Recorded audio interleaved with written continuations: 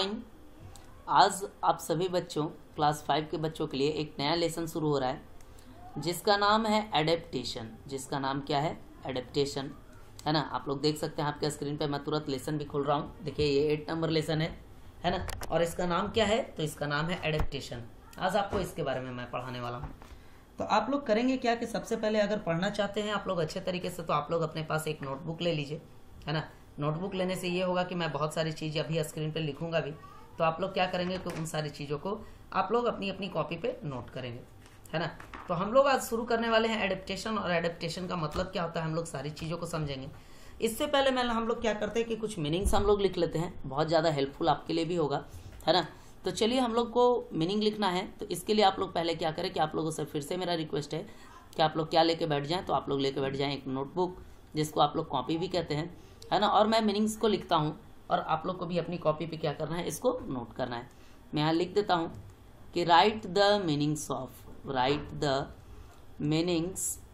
Of the following words. मैं यहाँ पे लिखूंगा, लेसन को पढ़ाऊंगा, उसी लेसन को पढ़ाने के दौरान मैं इसका हिंदी वर्ड भी बताऊंगा, और आपको क्या करना है कि वीडियो को देख के अच्छे तरीके से आपको उसका हिंदी वर्जन लिखना है। तो सबसे पहला है एडेप्टेशन। सबसे पहला कौन है? तो वो है एडेप्टेशन। दूसरा है बिहेवियर्स। दूसरा है क्या? तो बिहेवियर्स, है ना। इसका भी आपको लिखना है। इसके बाद है फीचर्स। इसके बाद क्या है? फीचर्स, है ना। आप लोग लिखते रहें। फीचर्स के बाद है कैरेक्टरिस्टिक्स। इसके बाद है मेक, है ना। फिर है ऑर्गेनिज्म। इसके बाद है बेस्ट, है ना। फिर है सूटेड, या सूट ही सिर्फ लिख लीजिए आप लोग। फिर है वे। उसके बाद है लाइफ, आप लोग को स्क्रीन पे दिखाई दे रहा होगा। एग्जाम्पल, है ना। इसके बाद है सरवाइव। इसके बाद है वेल, है ना। उसके बाद है वाटर। इसके बाद है हेल्प। फिर है कंफर्टेबली, है ना। फिर लिखा हुआ है आपको चैप्टर। ये सारे मीनिंग्स आपके लेसन से ही है, आप लोगों को देखते रहना है। फिर है डिस्कस। फिर है रिलेटेड, है ना। इसके बाद है प्लेस। फिर है ऑर्गेनिज्म, तो हो रखा है पहले से, लिव। इसके बाद है फूड, प्रोटेक्ट इटसेल्फ, वे। तो ये सारे मीनिंग्स हैं। चलिए मैं अब आपको लेसन की ओर ले चलता हूँ। मैं थोड़ा सा स्क्रॉल कर लूँ पेज को, ताकि कि आप लोगों को भी पूरा दिखाई दे। इमेज खींचने समय शायद थोड़ा सा धुंधला हो गया है, लेकिन इतना भी धुंधला नहीं कि आप लोगों को दिखाई नहीं दे, अच्छे तरीके से दिखाई देगा। आप लोग निश्चिंत रहें, है ना। मेरी कोशिश यही होगी कि आप लोगों को एकदम अच्छे तरीके से ये क्या हो, दिखाई दे, और आप लोग इसको क्या कर सके, अच्छे तरीके से सीख सकें। लिखा हुआ एडेप्टेशंस आर बिहेवियर्स और feature characteristics that make an organism the best suited to its way of life. Adaptation जिसका मतलब होता है अनुकूलन, ये आदतें हैं, बिहेवियर्स हैं, गुण हैं, जिसके मुताबिक एक ऑर्गेनिज्म अपने लिए अच्छे से अच्छा जिंदगी को चुन लेता है। कहने का मतलब है कि जैसे हम लोग रहते हैं घर में, हम लोग कहाँ रहते हैं? घर में। अगर हम लोगों को बाबू ले जाकर रख दिया जाए जंगल में, तो कितने दिन जिंदा रहेंगे? तो आप लोग कहेंगे नहीं सर कैसे जिंदा रहेंगे, वहाँ नेट है, ना भोजन अच्छा मिलेगा, ना रहने को घर मिलेगा, प्लस रात दिन जो है जीव जंतुओं से डरेंगे। जैसे मैं एग्जाम्पल ले, कैक्टस एक पौधा होता है। एग्जाम्पल हम लोग किसका ले लें? कैक्टस नामक एक पौधे का ले लें। तो कैक्टस नामक जो पौधा होता है वो क्या करता है ना। तो कैक्टस नामक जो पौधा होता है वो करता क्या है कि बहुत कम पानी पे जिंदा रहने का प्रयास करता है। बहुत कम पानी पे जिंदा रहने का क्या करता है? प्रयास करता है ना। और बहुत कम पानी पे जिंदा रहने के कारण आप लोग देख सकते हैं यहाँ पे बहुत कम पानी में वो इसलिए जिंदा रहता है क्योंकि उसकी आदत है कम पानी में जिंदा रहना। तो ये जो है एडेप्टेशन हो गया किसका? तो कैक्टस पौधे का। ये क्या हो गया? एडेप्टेशन हो गया किसका? तो कैक्टस पौधे का। आप लोग देख सकते हैं, समझ सकते हैं कि ये क्या हो गया? तो एडेप्टेशन हो गया किसका? कैक्टस पौधे का, यह विशेषता हो गया। A fish for example has characteristics that help it in survive well in water. जैसे एक मछली की बात करें तो एक मछली की आदत होती है कि वो अच्छे तरीके से जिंदा कहाँ रहेगा, तो रहेगा सिर्फ और सिर्फ पानी में ही जिंदा रहेगा। आप अगर उसको निकाल दीजिएगा पानी से तो वो जिंदा नहीं रहेगा, किसी भी हालत में जिंदा नहीं रहेगा। इसका मतलब है कि पानी में रहना उसकी आदत है, उसकी विशेषता है, उसका गुण है। पानी में रहना उसका क्या है, आदत है, विशेषता और गुण है। A cactus plant on the other hand has characteristic that help it live comfortably with very little water. अगर कैक्टस प्लांट की बात करें तो ये जो होता है कैक्टस प्लांट क्या करता है, इसके पास गुण होता है कि ये कम से कम पानी में भी जिंदा रह सकता है। इन दिस चैप्टर, इस अध्याय में we will discuss some adaptation related to the place where an organism live, the food it eats and the way in which it protects itself. इस अध्याय में हम लोग चर्चा करेंगे अनुकूलन के बारे में कि जीव जंतु कैसे एक जगह पर रह जाते हैं, कौन सा भोजन खाते हैं और कैसे अपने आप को प्रोटेक्ट करने का काम करते हैं। तो मैं उम्मीद करता हूँ आप सभी बच्चे को दिखाई भी दे रहा होगा। मीनिंग को और आगे थोड़ा सा बढ़ा लिया जाए, है ना। इतना मीनिंग्स मैंने लिखवा दिया था। चलिए अगला है एक्वेटिक। एक्वेटिक, इसके बाद है प्लांट, आप लोग लिखते भी चलेंगे, है ना। इसके बाद है अस्पेशल, अस्पेशल, है ना। इसके बाद है आपका देयर, देयर सराउंडिंग्स, सराउंडिंग्स, है ना। लिव्स, अ स्टेम, है ना। लॉट ऑफ, तो लॉट, एयर, अ स्पेसेस, है ना। अ स्टोर, सप्लाई, लाइट, है ना। फ्लोट, इसके बाद है सीड्स,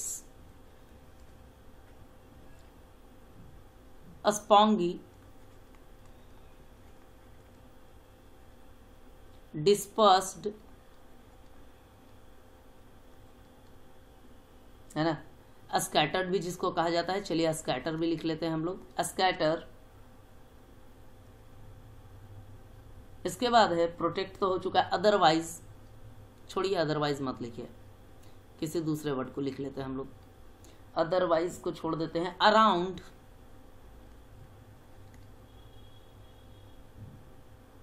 चलिए इतना दूर। तो आप लोग देख सकते हैं आपके स्क्रीन पे फिर से बहुत सारे मीनिंग्स लिख दिया है मैंने, है ना। आप लोग को क्या करना है कि आप लोगों को इस मीनिंग्स का, इन जितने भी मीनिंग्स आपको आपके स्क्रीन पे दिखाई दे रहे हैं, इन सभी के हिंदी वर्जन आपको लिखना है। मैं लेसन पढ़ा रहा हूँ। चलिए आप लोग आ जाइए एक्वेटिक प्लांट्स पे। आप लोगों का स्क्रीन पे आपको एक्वेटिक प्लांट्स दिखाई दे रहा होगा, तो चलिए हम लोग चलते हैं एक्वेटिक प्लांट्स की ओर।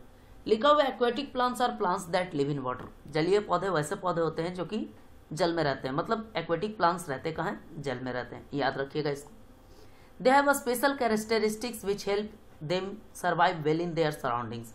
इनके पास कुछ विशेष प्रकार के गुण होते हैं जिसके कारण ये अपने पानी में या फिर अपने आसपास जैसा भी सराउंडिंग होता है उसमें ये जीवित रह जाते हैं।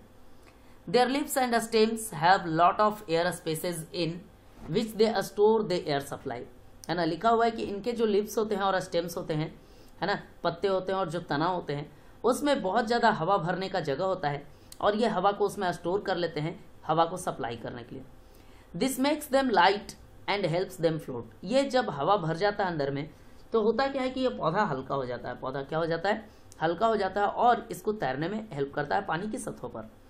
There seeds too are light and spongy. इनके जो बीज होते हैं वो भी हल्के होते हैं और स्पॉन्गी होते हैं, है ना। So that they can be dispersed scattered by water. और हल्के होने के कारण ये जो होते हैं पानी की सहायता से ही एक जगह से दूसरे जगह बिखर जाते हैं और बिखरना इनकी नेचर में होती है। The lips of such plants have a vaccine coating like raincoat. इनके जो लिप्स होते हैं ये वैक्सी कोटिंग होते हैं। आप लोग देखे होंगे कि ऐसे लिप्स पे आप पानी ऊपर से गिराइएगा तो पानी जो है अच्छे तरीके से, मतलब उस पर मोती जैसा बन के फ्लोट करेगा, विच प्रोटेक्ट्स देम फ्रॉम वाटर। और ये जो वैक्सी कोटिंग होता है ये पानी से इनको बचाने का काम करता है। अदरवाइज, दूसरे शब्दों में, they would rot with so much water around. अगर ऐसा नहीं होता तो वो बहुत जल्दी क्या हो जाते, सड़ जाते।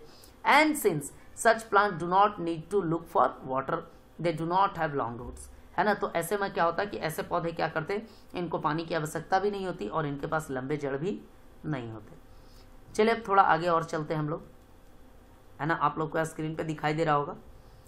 मैं कोशिश करूंगा छोटे से छोटे चीज को आपको बताने का, है ना। चलिए देखिए, यहाँ फिश के बारे में लिखा हुआ है कि fish can breathe in water. Fish जो होता है कहाँ सांस ले लेता है, पानी में ले लेता है। They take in water through their mouth, ये मुंह की सहायता से पानी को अपने अंदर ले जाते हैं। And throw it out through their gills, और ये अपने गिल्स, जिसको गलफड़ा कहा जाता है, उसकी सहायता से उसको बाहर भेजते हैं।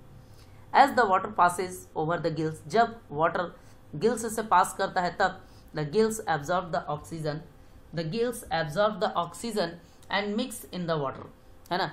गिल्स क्या करता है कि एब्जॉर्ब कर लेता है किसको, तो कर लेता है ऑक्सीजन को, और मिला देता है कहाँ, पानी में।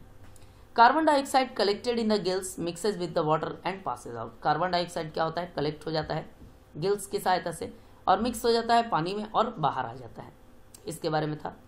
अब अगले पेज की ओर हम लोगों को चलना होगा। चलिए हम लोग अगले पेज की ओर चलते हैं। स्विमिंग का पेज खुल गया है, लेकिन इससे पहले फिर से हम लोग कुछ मीनिंग देख लेते हैं, है ना।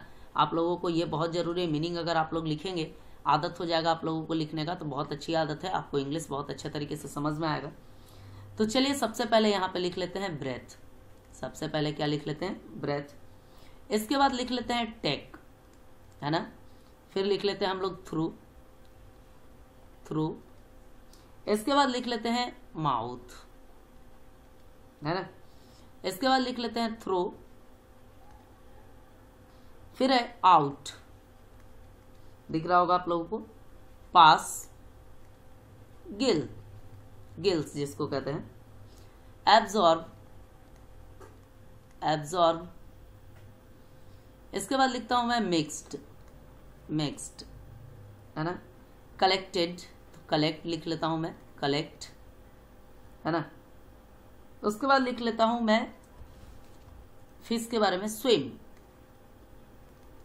स्विम, है ना। कवरिंग, तो कवर मैं लिख लेता हूं। फिर लिख लेता हूं स्लिपरी, स्लिपरी, है ना। स्केल्स, स्मूथली, स्मूथली, है ना। इसके बाद मैं लिख लेता हूं मूवमेंट, मूवमेंट, है ना।